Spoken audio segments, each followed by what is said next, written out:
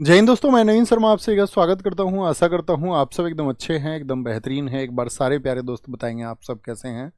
उम्मीद करेंगे बहुत अच्छे होंगे, बहुत शानदार होंगे। सारे साथियों का बहुत सारा स्वागत है। संदेश भाई, श्वेता बहन, अमन, अनिकेत, राहुल, श्याम, पुष्पा, अवनीतू, पवन, प्रियंका, दीप फौजी, रोशनी, देवांश, रश्मि, अजय प्रताप, अभिषेक, मोनिका, मोंटी, सारे प्यारे साथियों का बहुत सारा स्वागत है।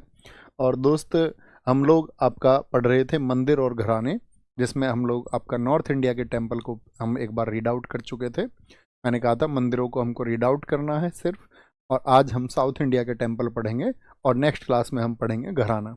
घराना अगर मैं बात करूं, इसमें सबसे इम्पोर्टेंट टॉपिक होगा जहां से क्वेश्चन आना तय ही तय है।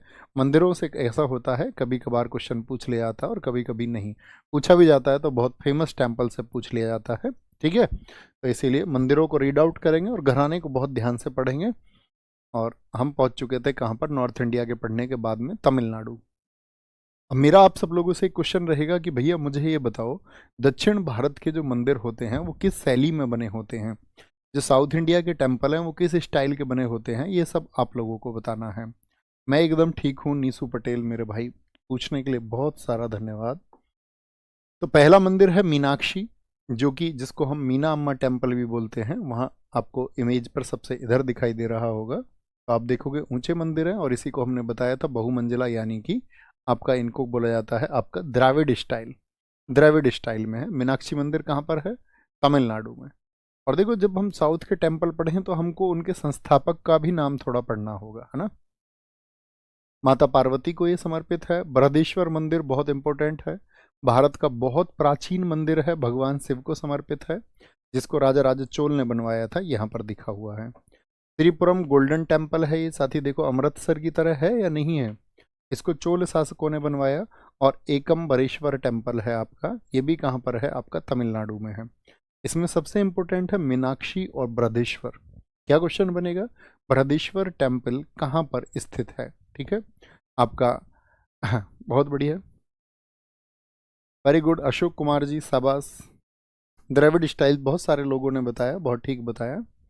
मामल्लपुरम के टेम्पल, मामल्लपुरम एक जगह भी है साथी, जो कि कहाँ पे पड़ता है? आपका तमिलनाडु में है। गंगे कोंड चोलपुरम टेम्पल, ये चोल शासक जो है कहाँ पर काम कर रहे थे? तमिलनाडु में। तो चोल नाम से जो भी टेम्पल हैं, चोल हो गया, जैसे ये गंगे कोंड चोल हो गया आपका, सॉरी, या आपका यहाँ पर देखेंगे आपका चोल शासकों ने बनवाया, इनको भी चोल शासकों ने बनवाया, बृहदेश्वर को भी। रंगनाथ स्वामी टेम्पल, ऐरावतेश्वर और तट मंदिर, ये मोस्ट इंपोर्टेंट है। सौर मंदिर या तट मंदिर जिसको हम कहते हैं, तट मंदिर, इसी को किस नाम से और जाना जाता है? इसी को सौर टेम्पल के नाम से भी जाना जाता है, सौर टेम्पल के नाम से। ओके, भारत का पहला हरित ऊर्जा पुरातत्व स्थल है और ये भगवान विष्णु को समर्पित है। किसको है? भगवान विष्णु को समर्पित है। दरअसल में आज यूपी पुलिस में जिन छात्रों का सिलेक्शन हुआ उनका प्री मेडिकल था, और स्टूडियो पे मतलब इतनी ज़बरदस्त भीड़ है कि कई हज़ार बच्चे पहुंच चुके हैं। और अब तुम ये बताओ कि देखो, मैं तो तुमसे भी रिक्वेस्ट करूंगा, जब आप सेलेक्ट हो जाएं तो आप खुद व्यवस्थित रहिए। हालांकि जब यंग एज होती है ना, तो और बहुत सारे हजारों लोग हो जाएं तो व्यवस्था बन ही नहीं पाती है, और क्योंकि हम उसको बनाने के लिए जिम्मेदार नहीं होते हैं और बहुत हो हल्ला हम करते हैं, तो मैं तो ये मानूंगा कि जब आप अपना सिलेक्शन लेके आएँ तो बहुत व्यवस्थित तरीके से आना। ठीक है, ये प्रॉमिस करना। ठीक है, बाकी तुम नटखट हो, कोई दिक्कत ही नहीं है, तुम्हारी सारी चीज़ें फिर एक्सेप्टेबल है। तट मंदिर, सौर मंदिर क्या है? भारत का पहला ग्रीन एनर्जी, क्या बोलोगे? First first green energy archaeological site है। आर्कियोलॉजिकल साइट है, first green energy archaeological site, भगवान विष्णु को समर्पित है ये। ओके, तो इसमें कौन सा इंपोर्टेंट हुआ? तट, गंगे कोंड चोल, मामल्लपुरम के टेम्पल, बृहदेश्वर और मीनाक्षी मंदिर कहाँ के हैं? तमिलनाडु के हैं। कर्नाटक की बात करें, कर्नाटक में विरूपाक्ष मंदिर भगवान शिव के लिए बहुत इंपॉर्टेंट है, बहुत चर्चित मंदिर है। रीड आउट करना बच्चे इनको सिर्फ। हजारा राम मंदिर, होयसल मोस्ट इंपॉर्टेंट है। हमने यूनेस्को की साइट आपको बताई थी, अगर आप अपना अच्छा रिवीजन करते होंगे तो मुझे बताएं, जो होयसल के मंदिर बताए थे मैंने, उसमें 3 चर्चित मंदिर आपको बताए थे जब यूनेस्को की साइट बताई थी। तो 3 चर्चित मंदिरों में से 2 का नाम तो मैं लूँगा, एक का आपको बताना है। जैसे मैंने बोल दिया आपसे हैलोबिड और सोमनाथपुरा। तीसरे टेम्पल और साथी मैंने आपको बताए थे, वो आपको बताने हैं, क्योंकि होयसल में आपका 3 मंदिर स्मारक बहुत चर्चित थे। तो तीसरे का नाम आप बताएं, हैलोबिड और सोमनाथपुरा के अलावा कौन सा है। तो होयसल मंदिर भारत का न्यूएस्ट यूनेस्को साइट है, 42। अब नहीं है ये नवीनतम, अब नहीं कह सकते हैं हम इसको, क्योंकि नवीनतम तो अब कौन सी हो गई है, अब 43वीं हो गई है। तो अब नवीनतम नहीं बोल सकते इसको, क्योंकि अब तो 43वीं साइट कौन सी मैं आपको बता चुका हूँ। तो वो है भैया आपका, वो होगा आपका मोइदम्स है भैया, असम में। कहाँ पर? मोइदम्स है, मोइदम्स। बहुत बढ़िया जी। बैलूड के टेम्पल हैं भैया, बैलूड के टेम्पल हैं। बहुत शाबाश, बहुत शाबाश, आपकी पीठ में थपथपाता हूँ दोस्त। बैलूड, सैकड़ों स्टूडेंट्स ने बैलूड को लिखा है, बहुत बढ़िया, बैलूड बोलते हैं उसको। अच्छा लिखा हुआ है यहाँ पर, अरे लिखा हुआ था यहाँ पे, मैंने ध्यान नहीं दिया उसका, है ना। बैलूड, हेलोविड और सोमनाथपुरा, ये आपका कर्नाटक के हैं। केरल, पद्मनाभ स्वामी मंदिर, ठीक है, जो पद्मनाभ स्वामी मंदिर है, इंपॉर्टेंट है। पद्मनाभ स्वामी मंदिर ये भगवान विष्णु के लिए है, शिव के लिए नहीं है। ये भगवान विष्णु के लिए है, क्योंकि मैं गया था यहाँ, तो ये किसके लिए है? भगवान विष्णु के लिए है। भगवान विष्णु की लेटी हुई प्रतिमा, उनका हाथ दिखता है उसमें ऐसे, भगवान विष्णु जी के लिए है। भगवान विष्णु जी, आप भी करेक्ट करना है ना। मार्तंड वर्मा ने इनको बनवाया था, बहुत इंपॉर्टेंट है। और आपको याद भी होगा, एक बार इनके द्वार खुले थे तो बहुत आपका सोना निकला था टेम्पल से। सबरीमाला मंदिर, ये भगवान अयप्पन यानी कार्तिकेय को बोलते हैं। भगवान शिव जी के पुत्र है ना कार्तिकेय, उनको बोला जाता है अयप्पन। तो सबरीमाला टेम्पल बहुत चर्चित रहा था। पहले तो आप जानते हैं इसमें आपका प्रवेश पर रोक थी महिलाओं के, लेकिन बाद में उसको ओपन किया गया। अट्टुकल भगवती, देखो डबल टे से जानते ही होगे आप, अट्टुकल, ये कहाँ का हो गया? आपका केरल का हो गया। आंध्र प्रदेश की बात करें, भगवान वेंकटेश्वर हैं वहाँ पर। अहोबिलम टेम्पल और आपका लेपाक्षी। अब देखो ये टेम्पल जो मैं महत्वपूर्ण बता रहा हूँ ना, ये इंपॉर्टेंट है। जैसे भगवान शिव के वीरभद्र रूप को समर्पित है लेपाक्षी। अभी आया था एक मीनाक्षी, मीनाक्षी कहाँ पर था? ये 6 वाले बहुत इंपॉर्टेंट है, फिर से मैं बता रहा हूँ, जिनमें 6 आता है। लेपाक्षी हो गया। जैसे मीनाक्षी था, अभी मीनाक्षी कहाँ पर था? मीनाक्षी तमिलनाडु में था। विरूपाक्ष, विरूपाक्ष कहाँ पर है? तो विरूपाक्ष है आपका कर्नाटका में। विरूपाक्ष कहाँ पर है? कर्नाटका में है, दिखाएंगे। सर मैंने अभी 1-2 दिन पहले ही कोर्स लॉन्च किया है, क्या कोर्स परचेज किया है क्या? मैं काफ़ी लेट हूँ? हाँ बच्चों, लेट तो आप हैं काफ़ी, क्योंकि जो पहले से तैयारी कर रहे हैं, तो कब से आपका, सोचो आप 15 दिसंबर से, है ना। लेट तो हैं, लेकिन अभी एग्ज़ाम पास में नहीं है। दूसरा पक्ष ये है कि अगर आप अब भी ध्यान से तैयारी करेंगे तो आप इन साथियों की बराबर कर सकते हैं, ना। लेकिन जो बहुत मेहनती है वो हाथ नहीं आएगा, याद रख लेना। वो तभी हाथ आएगा जब आप कमज़ोर तरीके से अपनी पढ़ाई को वो बच्चा करे जो आगे था। खरगोश को हारते हुए दिखाया गया ना, कछुए को जीतते हुए दिखाया गया, क्यों? क्योंकि कछुआ धीरे धीरे चलता रहा, लेकिन कंटिन्यू चलता रहा। खरगोश आराम हो गया कि यार मेरी तो तैयारी व्यारी सब हो गई है, मैं ही जीतूंगा। और खरगोश ने अपने लेट लगा दी, हार गया खरगोश, है ना। वो प्रैक्टिकली पॉसिबल नहीं है, लेकिन सिखाया यही गया ना, आप कंटिन्यूस एफर्ट्स लगाओगे तो वो काम करेंगे। तो लेपाक्षी भगवान शिव के वीरभद्र रूप को समर्पित है, और ये बहुत इंपॉर्टेंट है। कहाँ पर? आंध्र प्रदेश में। तेलंगाना का रामाप्पा मंदिर, बताओ कौन सी साइट थी ये, कौन से नंबर की साइट बताई थी मैंने? ये रेचाला भगवान शिव को समर्पित है, रुद्र रूप दर्शाता है ये भी भगवान शिव के, रुद्र रूप को। कौन सा? रामाप्पा। तो एक बार बताइए रामाप्पा कौन से नंबर की साइट है? सारे साथियों का जवाब आएगा तो अच्छा लगेगा। बोलो 39 है कि 40 है, कौन से नंबर की साइट है? क्योंकि 41 तो शांति निकेतन है, 42 होइसल है, और 43वीं कौन सी है? मोइदम्स है। अब इसमें बताओ रामाप्पा कौन सी है, बहुत इंपॉर्टेंट है, पूछा जाता है अक्सर। संगमेश्वर का मंदिर है, ये कहाँ पर है? तेलंगाना में ही है, संगमेश्वर। रामाप्पा टेम्पल कौन से नंबर की साइट है? एक ने तो 41 लिख दिया है दोस्त, 41 तो शांति निकेतन है, इतना अच्छे से बताया था। 39 है भैया, 39 है, 39 है, बहुत बढ़िया, 39 है। ओके। महाराष्ट्र में साईं बाबा का मंदिर है, सारे लोग जानते हैं। साईं बाबा, कौन सा टेम्पल है साईं बाबा का वहाँ पर? कहाँ पर है महाराष्ट्र में? तो महाराष्ट्र में आप बोलोगे भैया शिरडी में है। कहाँ पर है? शिरडी में बहुत फेमस है साईं बाबा का टेम्पल। घृष्णेश्वर मंदिर है आपका, मालोजी राजे भोसले छत्रपति शिवाजी महाराज जी के दादा थे। कई बार जब हम हिस्ट्री को पढ़ते हैं तो हम समझ लेते हैं दादोजी कौंडदेव थे भैया उनके राजा। तो दादोजी कौंडदेव जो थे वो छत्रपति महाराज जी के संरक्षक थे, क्यूरेटर थे उनके। दादा उनके जो है वो मालोजी ही है ना। तो उनके दादा ने बनवाया था। त्र्यंबकेश्वर टेम्पल बहुत इंपॉर्टेंट है, ज्योग्राफी में आप पढ़ोगे त्र्यंबकेश्वर पहाड़ियाँ, ठीक है। और यहाँ पर तो आपका शिवलिंग भी है। क्या बोलोगे? नाना शाह पेशवा ने। सिद्धि विनायक मंदिर कौन से भगवान जी के लिए बताओ? सिद्धि विनायक, सिद्धि विनायक टेम्पल तो आप बोलोगे ये भगवान गणेश जी के लिए है, बहुत चर्चित है। भगवान गणेश जी के लिए है, ये बहुत चर्चित है आपका। ओके। गोवा में मंगेशी और कामाक्षी, देखो छह फिर से आया आपका, बहुत इंपॉर्टेंट है। मैंने बताया जिनमें आपका श आए ये बहुत पूछे जाते हैं एग्जाम्स में, याद रखना मेरी बात को। कामाक्षी टेम्पल कहाँ पर है? अच्छी बात है रोहित गुप्ता जी, दोस्त मेरे। भैया लाइब्रेरी पे पढ़े हैं घर पे, जहाँ मन लग जाए दोस्त, जहाँ दिल लग जाए, जहाँ डिस्टरबेंस ना हो। घर में लगता है कोई डिस्टरबेंस नहीं है तो घर पढ़िए, ऐसा कोई नियम नहीं है कि लाइब्रेरी ही जाना है। डिस्टरबेंस जहाँ पर नहीं है, ठीक है। और थोड़ा बहुत है घर में काम वगैरह तो उसको कंट्रीब्यूट किया करो, कोई दिक्कत नहीं है उससे। ऐसा नहीं है कि मैं तो एक काम करता हूँ मेरा सिलेक्शन होगा नहीं होगा, है ना। वो मेहनत करोगे जहाँ। कामाक्षी हो गया, फिर से रिपीट करते हैं आपका।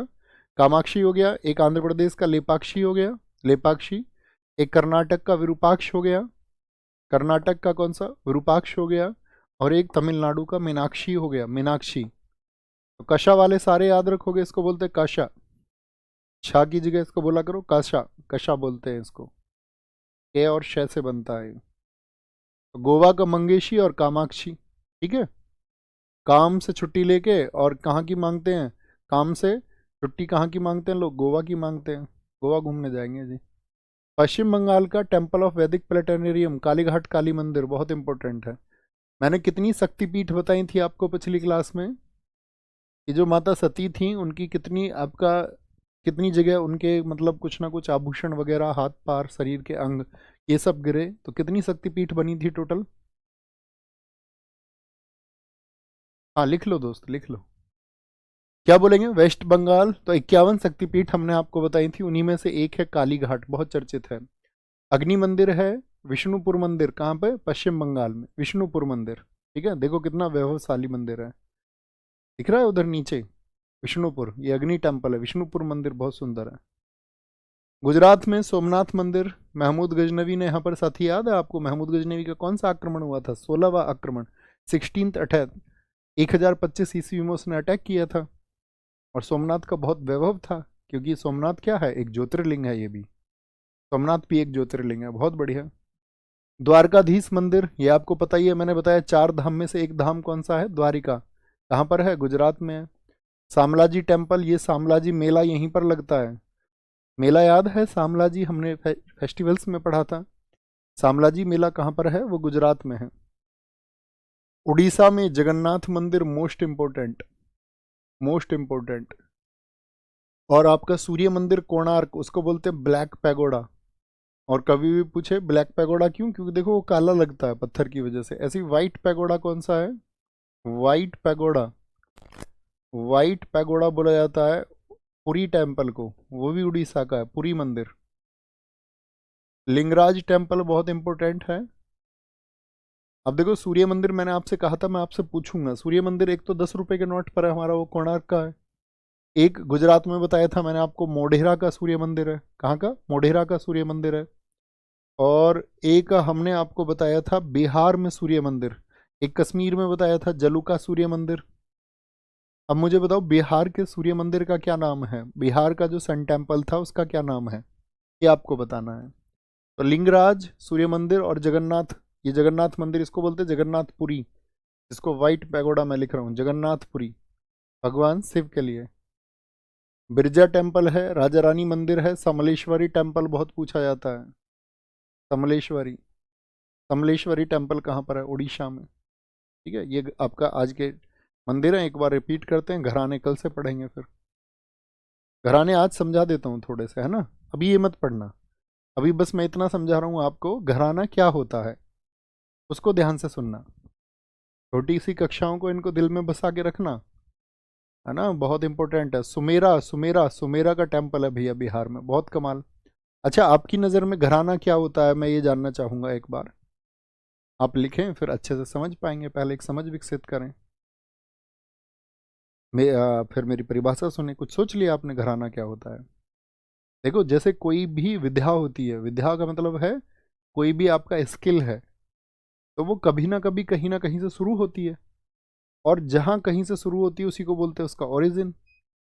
और संगीत के क्षेत्र में उसी ओरिजिन या उत्पत्ति को, भाई कोई ना कहीं शुरू ही होगी ना। जैसे मैं पढ़ा रहा हूँ, मान के चलो, तो इस दुनिया में किसी ना किसी ने तो सबसे पहले पढ़ाया होगा, सबसे पहले तो कोई होगा जिसने उसको पढ़ाना शुरू किया होगा। तो ऐसे ही संगीत में जिसने उसको सबसे पहले सिखाना शुरू किया, और उसके स्टूडेंट्स वहाँ सीखने जाते रहे, ट्यूशन लेने जाते रहे, और फिर वो चर्चित हो गई जगह, तो लोग सीखने जाते रहे। जहाँ पर संगीत को सिखाने की शुरुआत की गई हो उसको घराना कहते हैं। बहुत बढ़िया, कई साथियों ने कहा जहाँ से भैया शुरुआत होती है, जहाँ से उस कला की उत्पत्ति हुई हो, बहुत बढ़िया, वेरी गुड। कुणाल सिंह जी ने बहुत अच्छी परिभाषा दी है, जहाँ से संगीत का विकास हुआ हो, बहुत बढ़िया है भैया। जहाँ से संगीतकार का जन्म हुआ हो, नहीं ये नहीं कह सकते, दरअसल में संगीतकार का जन्म तो अपने घर में ही होगा। संगीत को उसने जहाँ से सीखा हो, ये हम बोलेंगे। जहाँ से संगीत परंपरा विकसित हुई हो, सबसे सटीक परिभाषा बनती है।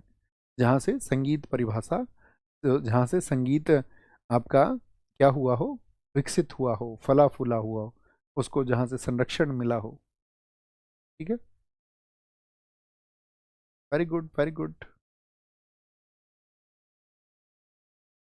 वेरी गुड, बहुत अच्छी परिभाषा आपने में लिखी है, बहुत सारे साथियों ने। तो वही हमारे घराने होते हैं, घरानों को हमको पढ़ना है। जैसे ही ग्वालियर का है, ऐसे पढ़ेंगे हम कल से, इनको कल फिर बताएंगे हम इसको।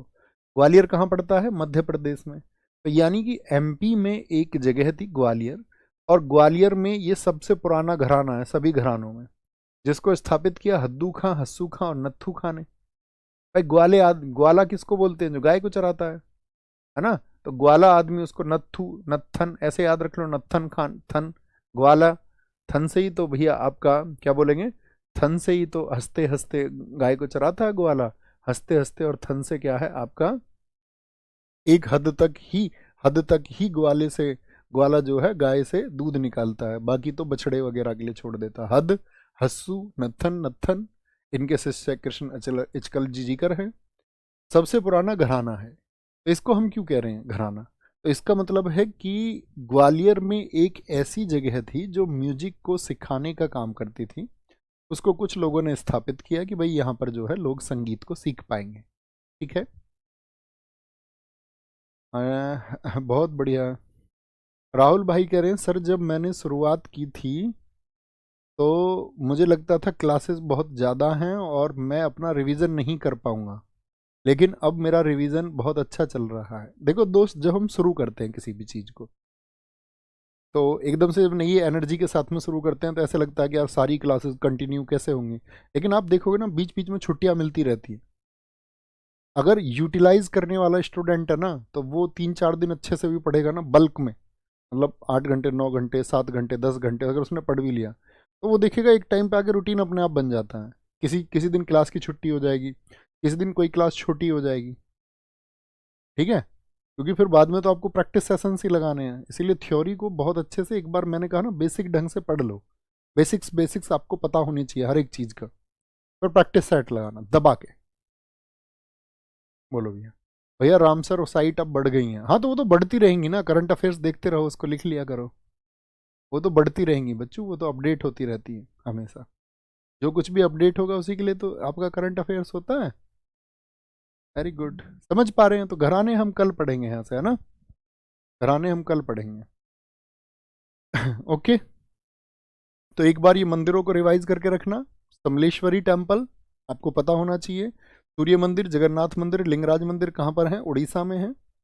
गुजरात में सोमनाथ मंदिर, द्वारका एक धाम है, सोमनाथ एक ज्योतिर्लिंग है, सामलाजी मेला जहाँ पर लगता है सामलाजी मंदिर, कालीघाट एक शक्तिपीठ है, विष्णुपुर मंदिर है टेरिकोटा, गोवा में मंगेशी और कामाक्षी, महाराष्ट्र में साईं बाबा हैं आपके, ठीक है, महान, जो उनको मानते हैं वो क्या बोलते हैं, साईं बाबा महान है।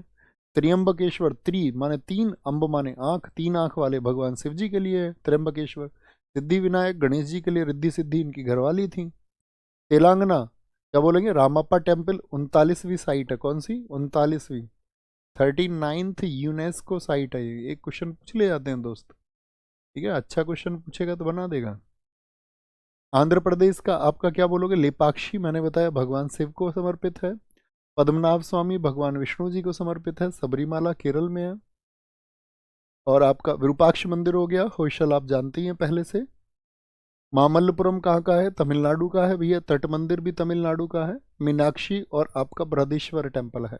ओके, अब आपकी कोई बात हो तो आप मुझे बता सकते हैं, एक बार कोई गाइडेंस आपको चाहिए मुझसे तो आप पूछ सकते हैं, ठीक है, एक अच्छी गाइडेंस का जवाब देंगे, सिर्फ एक का। सर कोर्स कितना बचा हुआ होगा इसका, कोर्स तो मेरे हिसाब से तो आप देखो ना अपने में, वो टॉपिक्स मैंने आपको बताए हुए हैं, टॉपिक्स बताए हुए हैं ना बच्चों मैंने, उसमें देख लो, मैंने कहा ना अब तो छोटे टॉपिक्स बचे हुए हैं हमारे, एक बुक्स है, बड़ा टॉपिक है वो, धीरे धीरे पढ़ते रहो। देखो हम इसको अब से पहले भी ख़त्म कर सकते थे, लेकिन उस ख़त्म करने का मज़ा नहीं है, फिर तो यह चीज़ें ख़त्म कर दी, एक एक घंटे की क्लास लगा के ख़त्म हो जाता। लेकिन बहुत धीरे के साथ में थोड़ा थोड़ा पढ़ो, ताकि दिमाग में मतलब स्पेस रहे चीज़ों का। आपको आज की चीज़ें पढ़ोगे, ध्यान से रिवीजन करोगे, देखोगे फिंगर टिप्स हो जाएंगी। तो उस तरह से रिवीजन पे ज़्यादा ध्यान रखना है। सर मैं बुक्स खरीदने में सक्षम नहीं हूँ, तो क्या मुझे बुक्स खरीदनी ज़रूरी है? बच्चों सक्षम नहीं है तो फिर मैंने कहा ना, फिर मेहनत करनी है अपने साथ में, बिल्कुल ऐसा नहीं है। अगर आप बुक्स नहीं खरीद सकते हो, सक्षम नहीं है, तो ज़रूरी नहीं है कि आपको बुक्स होंगी तो ही सिलेक्शन होगा। फिर अपने साथ में मेहनत करो, लेकिन इस शब्द को लेके आना मेरे को, भैया आपने कहा था और मैंने कर दिखाया, ठीक है। फिर प्रैक्टिस सेशंस वगैरह जो भी चलें उन सब पे एफर्ट्स लगाना है अपना, ओके। भैया बीच बीच में डर क्यों लगता है, वो कुछ करोगे तो यार डर तो लगेगा ना, कुछ टारगेट है आपका। अब हमारे कुछ सपने होते हैं कि भैया अचीव होंगे या नहीं होंगे, कई बार सपने टूटते भी हैं, तो अचीव होते हैं। अगर देखोगे ही नहीं, सोचोगे ही नहीं, तो अचीव कैसे होगा? तो कुछ चिंता तो होती है कि यार होगा या नहीं होगा, लेकिन एफर्ट्स लगाओ, दम लगाओ, मन हल्का भी होगा जब रिजल्ट्स मिलने शुरू होंगे। जब तक रिजल्ट नहीं मिलेगा तब तक तो मन भारी रहेगा थोड़ा, और उसी का भारी होगा जो मेहनत करेगा, तैयारी करेगा, है ना। ऊपर दिखाएं।